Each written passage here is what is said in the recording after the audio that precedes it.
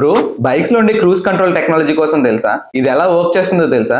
తెలియకపోతే చెప్తా చలో. బేసికల్లీ ఈ క్రూజ్ కంట్రోల్ అంటే ఫ్లైట్ లో ఉండే ఆటో పైలట్ మోడ్ లో అన్నమాట. ఫర్ ఎగ్జాంపుల్, మీరు వైజాగ్ టు హైదరాబాద్ 100 kmph లో 6th గేర్ లో ట్రావెల్ చేస్తున్నారు. ఒక స్ట్రైట్ స్ట్రెచ్ వచ్చింది, థ్రాటిల్ ని కంటిన్యూస్ గా అలా పట్టుకుంటే ఏమవుతుంది? చెయ్యైతే నొప్పి వస్తుంది కదా.